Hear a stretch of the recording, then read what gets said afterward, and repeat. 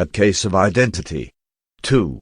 You appear to read a good deal upon her which was quite invisible to me, I remarked. Not invisible but unnoticed, Watson.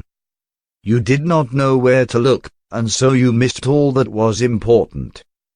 I can never bring you to realize the importance of sleeves, the suggestiveness of thumbnails, or the great issues that may hang from a bootlace. Now, what did you gather from that woman's appearance? Describe it. Well, she had a slate-colored, broad-brimmed straw hat, with a feather of a brickish red. Her jacket was black, with black beads sewn upon it, and a fringe of little black jet ornaments. Her dress was brown, rather darker than coffee color, with a little purple plush at the neck and sleeves. Her gloves were greyish and were worn through at the right forefinger. Her boots I didn't observe. She had small round, hanging gold earrings, and a general air of being fairly well-to-do in a vulgar, comfortable, easy-going way. Sherlock Holmes clapped his hands softly together and chuckled. "'Pon my word, Watson, you are coming along wonderfully. You have really done very well indeed. It is true that you have missed everything of importance, but you have hit upon the method, and you have a quick eye for color. Never trust to general impressions, my boy, but concentrate yourself upon details. My first glance is always at a woman's sleeve. In a man it is perhaps better first to take the knee of the trouser. As you observe, this woman had plush upon her sleeves, which is a most useful material for showing traces. The double line a little above the wrist, where the type reads presses against the table, was beautifully defined. The sewing machine, of the hand type, leaves a similar mark, but only on the left arm, and on the side of it farthest from the thumb, instead of being right across the broadest part, as this was. I then glanced at her face, and, observing the dint of a pince-nez at either side of her nose, I ventured a remark upon short sight and typewriting, which seemed to surprise her. It surprised me. But, surely, it was obvious. I was then much surprised and interested on glancing down to observe that, though the boots which she was wearing were not unlike each other, they were really odd ones, the one having a slightly decorated toe cap, and the other a plain one. One was buttoned only in the 2 lower buttons out of 5, and the other at the 1st, 3rd, and 5th. Now, when you see that a young lady, otherwise neatly dressed, has come away from home with odd boots, half-buttoned, it is no great deduction to say that she came away in a hurry. And what else? I asked, keenly interested, as I always was, by my friend's incisive reasoning. I noted, in passing, that she had written a note before leaving home but after being fully dressed. You observed that her right glove was torn at the forefinger, but you did not apparently see that both glove and finger were stained with violet ink. She had written in a hurry and dipped her pen too deep. It must have been this morning, or the mark would not remain clear upon the finger. All this is amusing, though rather elementary, but I must go back to business, Watson. Would you mind reading me the advertised description of Mr. Hosmer Angel? I held the little printed slip to the light. Missing, it said, on the morning of the 14th, a gentleman named Hosmer Angel. About 5 feet 7 in height, strongly built, sallow complexion, black hair, a little bald in the center, bushy, black side whiskers and moustache, tinted glasses, slight infirmity of speech. Was dressed, when last seen, in black frock coat faced with silk, black waistcoat, gold Albert chain, and grey Harris tweed trousers, with brown gaiters over elastic-sided boots. Known to have been employed in an office in Leadenhall Street. Anybody bringing, etc., etc. That will do, said Holmes. As to the letters, he continued, glancing over them, they are very commonplace. Absolutely no clue in them to Mr. Angel, save that he quotes Balzac once. There is one remarkable point, however, which will no doubt strike you. They are typewritten, I remarked. Not only that, but the signature is typewritten. Look at the neat little Hosmer angel at the bottom. There is a date, you see, but no superscription except Leadenhall Street, which is rather vague. The point about the signature is very suggestive. In fact, we may call it conclusive. Of what? My dear fellow, is it possible you do not see how strongly it bears upon the case? I cannot say that I do unless it were that he wished to be able to deny his signature if an action for breach of promise were instituted. No, that was not the point. However, I shall write 2 letters, which should settle the matter. One is to a firm in the city, the other is to the young lady's stepfather, Mr. Windibank, asking him whether he could meet us here at 6 o'clock tomorrow evening. It is just as well that we should do business with the male relatives. And now, Doctor, we can do nothing until the answers to those letters come, so we may put our little problem upon the shelf for the interim.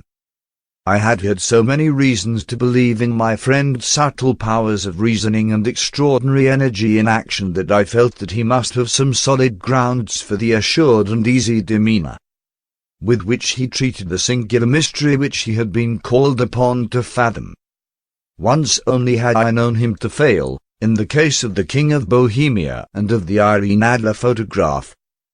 But when I looked back to the weird business of the sign of 4, and the extraordinary circumstances connected with the study in scarlet, I felt that it would be a strange tangle indeed which he could not unravel. I left him then, still puffing at his black clay pipe, with the conviction that when I came again on the next evening I would find that he held in his hands all the clues which would lead up to the identity of the disappearing bridegroom of Miss Mary Sutherland. A professional case of great gravity was engaging my own attention at the time, and the whole of next day I was busy at the bedside of the sufferer. It was not until close upon 6 o'clock that I found myself free and was able to spring into a hansom and drive to Baker Street, half afraid that I might be too late to assist at the denouement of the little mystery.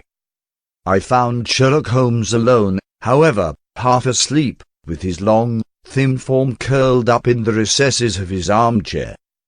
A formidable array of bottles and test tubes, with the pungent cleanly smell of hydrochloric acid, told me that he had spent his day in the chemical work which was so dear to him.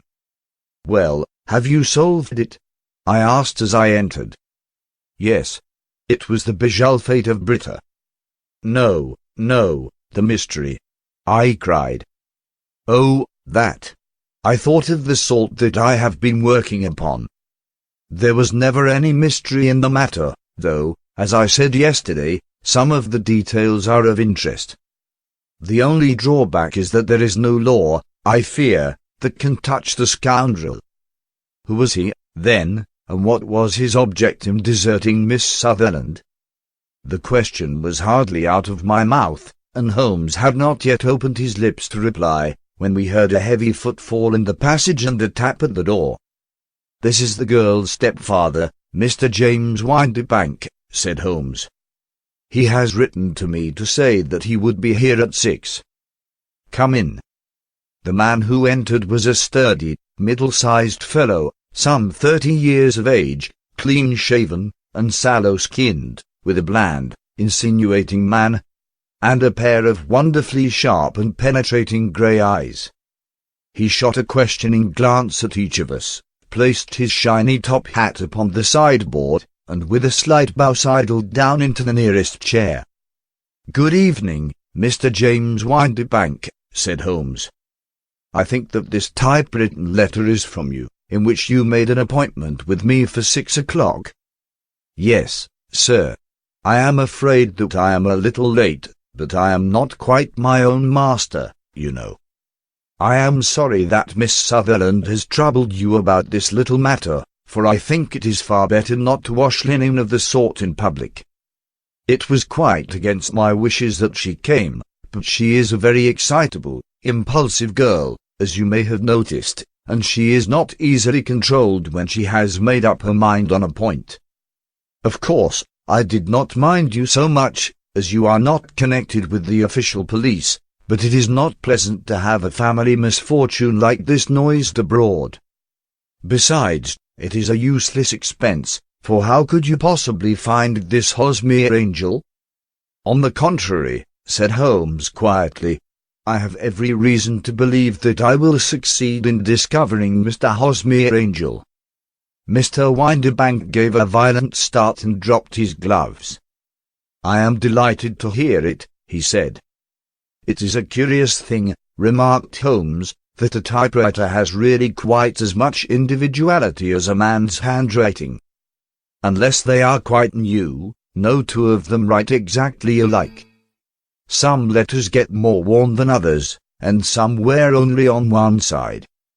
Now, you remark in this note of yours, Mr. Windibank, that in every case there is some little slurring over of the E and a slight defect in the tail of the R. There are 14 other characteristics, but those are the more obvious. We do all our correspondence with this machine at the office, and no doubt it is a little worn, our visitor answered, glancing keenly at Holmes with his bright little eyes. And now I will show you what is really a very interesting study, Mr. Windibank, Holmes continued. I think of writing another little monograph some of these days on a typewriter and its relation to crime. It is a subject to which I have devoted some little attention. I have here 4 letters which purport to come from the missing man. They are all typewritten. In each case, not only are the E's slurred and the R's tail less, but you will observe, if you care to use my magnifying lens, that the 14 other characteristics to which I have alluded are there as well. Mr. Windibank sprang out of his chair and picked up his hat. I cannot waste time over this sort of fantastic talk, Mr. Holmes, he said. If you can catch the man, catch him, and let me know when you have done it. Certainly, said Holmes, stepping over and turning the key in the door. I'll let you know, then, that I have caught him. What, where? Shouted Mr. Windibank, turning white to his lips and glancing about him like a rat in a trap. Oh, it won't do, really it won't, said Holmes suavely. There is no possible getting out of it, Mr. Windibank. It is quite too transparent, and it was a very bad compliment when you said that it was impossible for me to solve so simple a question. That's right. Sit down and let us talk it over. Our visitor collapsed into a chair, with a ghastly face and a glitter of moisture on his brow. It's not actionable, he stammered. I am very much afraid that it is not. But between ourselves, Windibank, it was as cruel and selfish and heartless a trick in a petty way as ever came before me. Now, let me just run over the course of events, and you will contradict me if I go wrong. The man sat huddled up in his chair, with his head sunk upon his breast, like one who is utterly crushed. Holmes stuck his feet up on the corner of the mantelpiece and, leaning back with his hands in his pockets, began talking, rather to himself, as it seemed, than to us. The man married a woman very much older than himself for her money, said he, and he enjoyed the use of the money of the daughter as long as she lived with them. It was a considerable sum, for people in their position, and the loss of it would have made a serious difference. It was worth an effort to preserve it. The daughter was of a good, amiable disposition, but affectionate and warm-hearted in her ways, so that it was evident that with her fair personal advantages, and her little income, she would not be allowed to remain single long. Now her marriage would mean, of course, the loss of 100 a year, so what does her stepfather do to prevent it? He takes the obvious course of keeping her at home and forbidding her to seek the company of people of her own age. But soon he found that that would not answer forever. She became restive, insisted upon her rights, and finally announced her positive intention of going to a certain ball. What does her clever stepfather do then? he conceives an idea more creditable to his head than to his heart.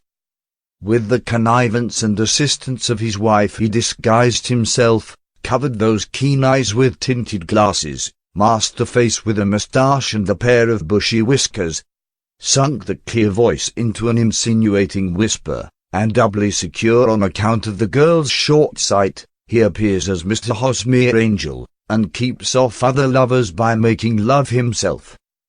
"It was only a joke at first," groaned our visitor. "We never thought that she would have been so carried away." "Very likely not. However that may be, the young lady was very decidedly carried away, and, having quite made up her mind that her stepfather was in France, the suspicion of treachery never for an instant entered her mind. She was flattered by the gentleman's attentions, and the effect was increased by the loudly expressed admiration of her mother. Then Mr. Angel began to call, for it was obvious that the matter should be pushed as far as it would go if a real effect were to be produced. There were meetings, and an engagement, which would finally secure the girl's affections from turning towards anyone else. But the deception could not be kept up forever. These pretended journeys to France were rather cumbrous.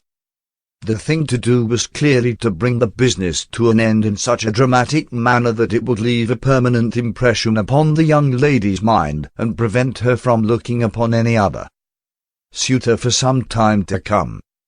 Hence those vows of fidelity exacted upon her testament, and hence also the allusions to a possibility of something happening on the very morning of the wedding. James Windibank wished Miss Sutherland to be so bound to Hosmer Angel, and so uncertain as to his fate, that for 10 years to come, at any rate, she would not listen to another man. As far as the church door he brought her, and then, as he could go no farther, he conveniently vanished away by the old trick of stepping in at one door of a four-wheeler and out at the other. I think that was the chain of events, Mr. Windibank." Our visitor had recovered something of his assurance while Holmes had been talking, and he rose from his chair now with a cold sneer upon his pale face. "It may be so, or it may not, Mr. Holmes," said he, "but if you are so very sharp you ought to be sharp enough to know that it is you who are breaking the law now, and not me. I have done nothing actionable from the first, but as long as you keep that door locked you lay yourself open to an action for assault and illegal constraint." "The law cannot, as you say, touch you," said Holmes, unlocking and throwing open the door, "yet there never was a man who deserved punishment more.